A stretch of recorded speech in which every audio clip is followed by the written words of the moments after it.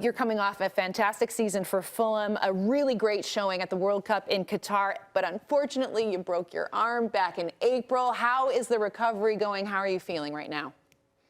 It's fine. I just have a little bit of a scar. Arms, yeah, I can move it, I can use it, so it's no problem. It's I'm back out on the grass running and feeling the aches and pains, which is nice after the last 3 weeks.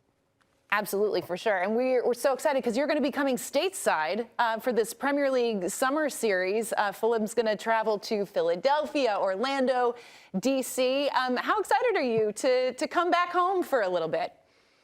I'm really excited, really excited. I've been here at the club now for 8 seasons, going on my 9th, and I was joking in the middle of this year that we've not taken a trip to the US for preseason. So to have it kind of all come together and bring the boys over and show them what the fandom is like over there, it'll be nice.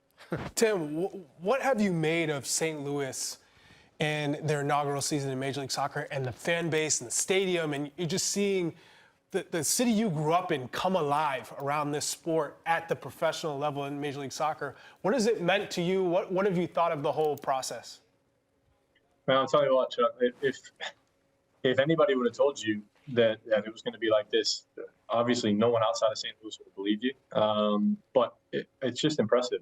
You know, the amount of interest, the level of noise and the level of excitement is huge. And it's something that the city's been crying out for. And it's the only thing it's been missing. And now to see it, to see them where they're at, and see the crowds and see the stadium, it's been impressive. And to be an expansion team and start out the way they have is even more impressive.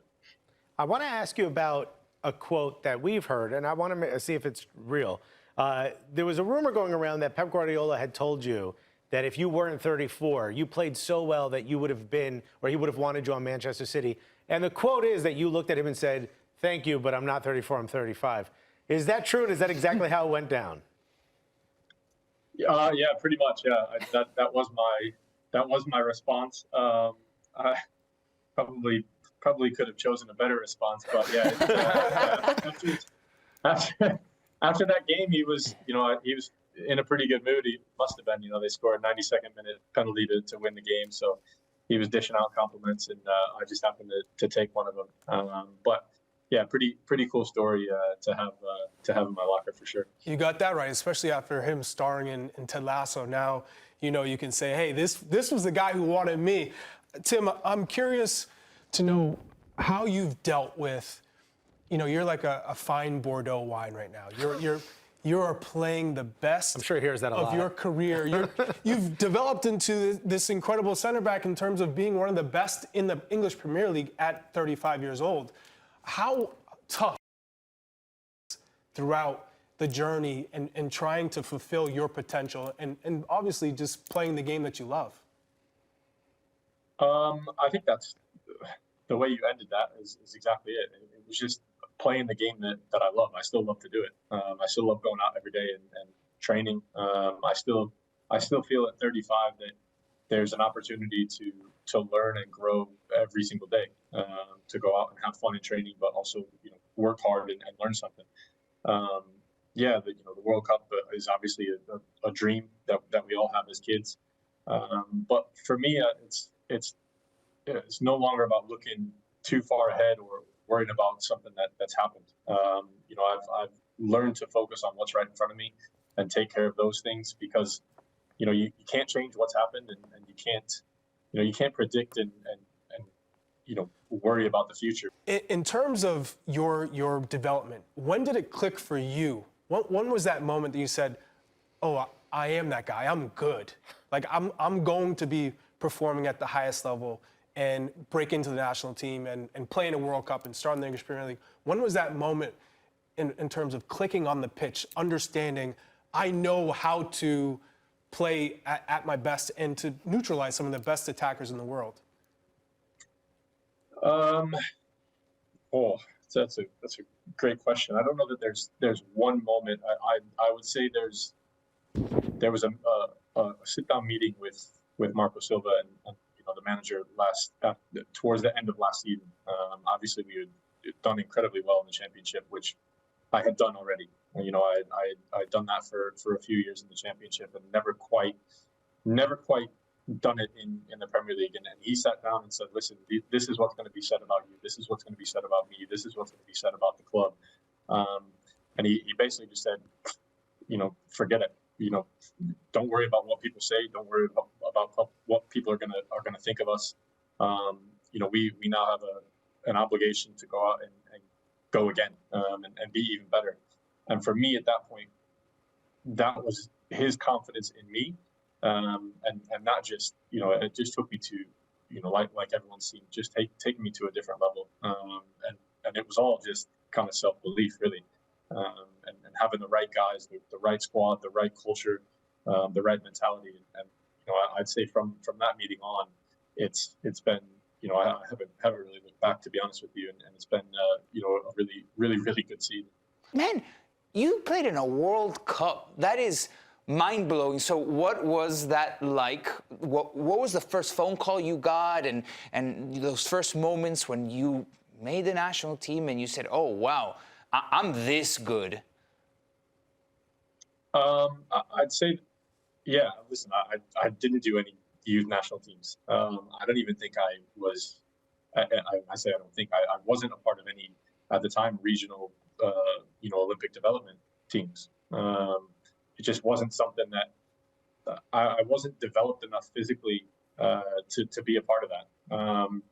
And I think that says something for kind of where we're at as a country, right?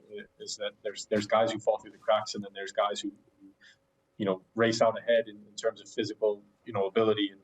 And at the end of the day, we all kind of start to catch up. And it's those guys, you know, myself, that just stick with it. You know, we stick with the game, we stick with playing. We develop ourselves, you know, through training, through coaches, through university for me.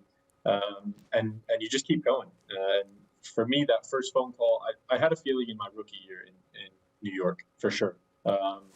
Playing with the likes of Thierry Henry, you know, Juan Pablo Angel. You train with these guys, and they start to feed you these little pieces of these little nuggets of information that they think you're a good player. And you know, getting that email and that call from Bob Bradley at the end of 2010 for my first cap was, man, you know, to think back to that, to where I am now, it's been a long journey, you know, a long 12 years, but something that, you know, it can't be taken away from us, right?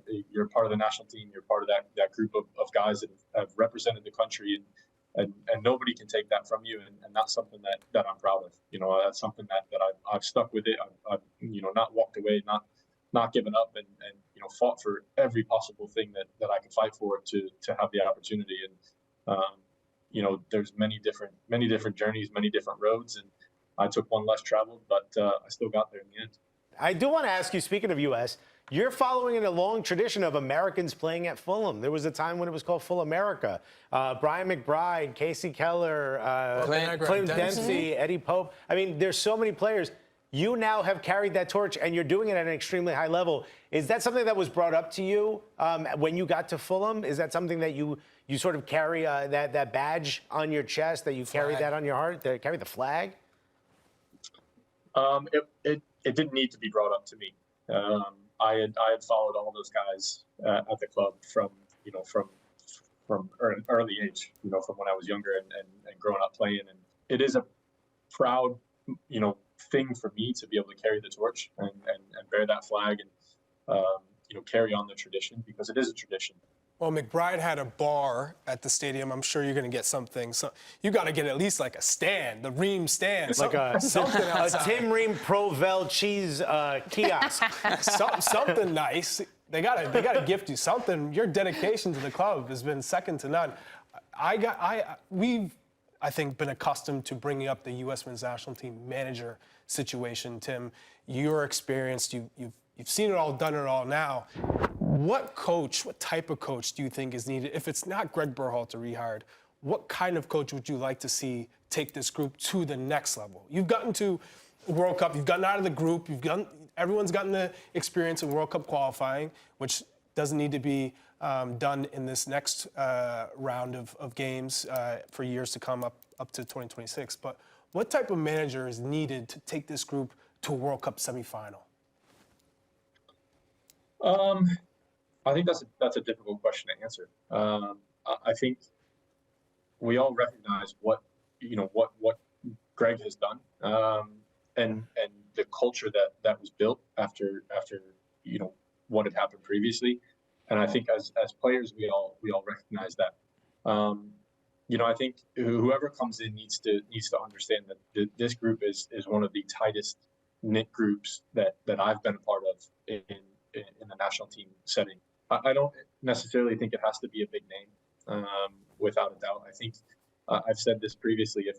If for whatever reason Greg is brought back, we'll work under him. If they bring in someone new, we'll work under him. For me, it doesn't matter. At the end of the day, we have to work under so many different managers and adapt. But someone who can get the best out of guys, someone who can get the best out of a Christian, out of a Weston, out of a Tyler, and make sure that we're in positions to succeed. And again, that's not saying that we weren't. It's just it's taking that next step and that next level. And this is why I'm not a coach, because I can't sit here and say and pinpoint one thing that is going to help us. But it's a difficult job, but I think it's also an enticing job for a lot of factors. Tim Ream, we appreciate your time. Thanks so much for coming on the show. A speedy recovery, and we very much look forward to seeing you back on the pitch and in the States this summer. Thank you very much. Thanks for having me. Congrats on all your success, man. Keep balling. Thanks, Charlie.